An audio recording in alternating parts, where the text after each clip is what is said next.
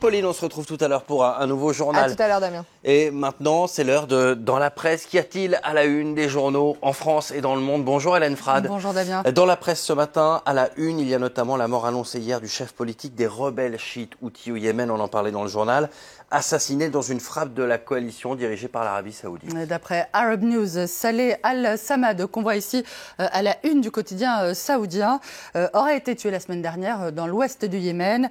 Le journal saoudien le présente comme le numéro 2 de la rébellion houthi soutenue par l'Iran et il affirme que son élimination porte un coup majeur, je cite, aux milices chiites qui combattent le gouvernement yéménite soutenu par la coalition.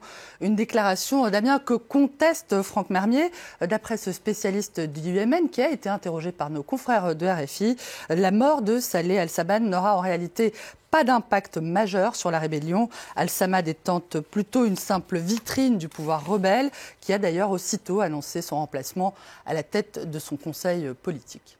Autre sujet dans les unes de la presse, le Bangladesh qui commémore aujourd'hui déjà le 5e anniversaire de l'incendie du Rana Plaza. Le 24 avril 2013, cet immeuble de Dhaka, la capitale du Bangladesh, s'est effondré, faisant 1138 morts parmi les 5000 employés du textile qui travaillaient dans le bâtiment. Dhaka, là où travaille aussi ce jeune homme qu'on voit à la une de la Croix, ployant littéralement sous son fardeau comme une bête de somme. La photo date de 2017.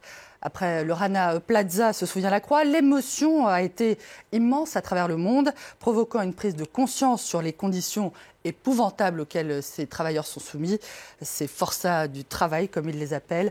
Une émotion qui ne fut d'ailleurs pas sans lendemain, puisque des accords ont été signés entre les acheteurs internationaux, les patrons locaux et les syndicats pour améliorer la sécurité de ces travailleurs.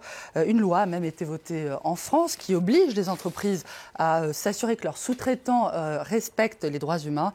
Mais ces avancées restent fragiles, d'après le journal, qui invite tous les consommateurs que nous sommes à réfléchir sur les conséquences de nos achats. Ce que nous achetons à bon marché peut coûter très cher à d'autres, rappelle la Croix. Selon le journal, plus de 25 millions de personnes sont encore victimes de travail forcé à travers le monde. Alors, il y a 5 ans, en France, c'était aussi l'adoption du mariage pour tous. Je ne m'attendais pas à un tel déferlement de haine, raconte Michael dans Le Monde, à propos des débats qui avaient précédé l'adoption du mariage homosexuel le 23 avril 2013.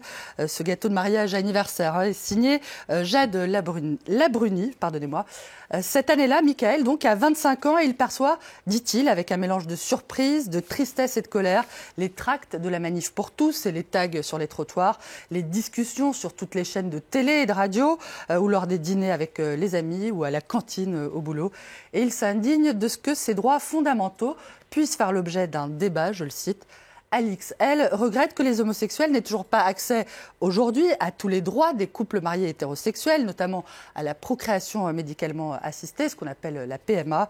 Malgré ses frustrations, 5 ans après, le mariage pour tous est aujourd'hui entré dans les mœurs. L'Obs cite d'ailleurs plusieurs sondages faisant état de plus de 2 Français sur 3 qui se déclarent désormais favorables aux unions homosexuelles. Et l'apocalypse annoncée n'a pas eu lieu, signale l'Obs. Un mot à présent, toute autre chose. Cette avancée médicale aux États-Unis, complètement incroyable, où une équipe de chirurgiens annonce avoir réussi la première greffe de pénis et de scrotum au monde. Le Monde rapporte que l'opération, qui a nécessité 14 heures de travail, une équipe de 9 chirurgiens, a eu lieu le mois dernier sur un soldat blessé lors d'une explosion en Afghanistan. D'après ces médecins, il devrait pouvoir retrouver prochainement des fonctions urinaires et sexuelles presque normales. Mais ce n'est pas la première fois, Damien, qu'une telle greffe est pratiquée, puisque la première a eu lieu en Chine en 2006. Sauf que le patient avait dû être opéré de nouveau pour enlever son pénis à cause des graves problèmes psychologiques que cette greffe avait provoqués chez lui, mais aussi chez son épouse.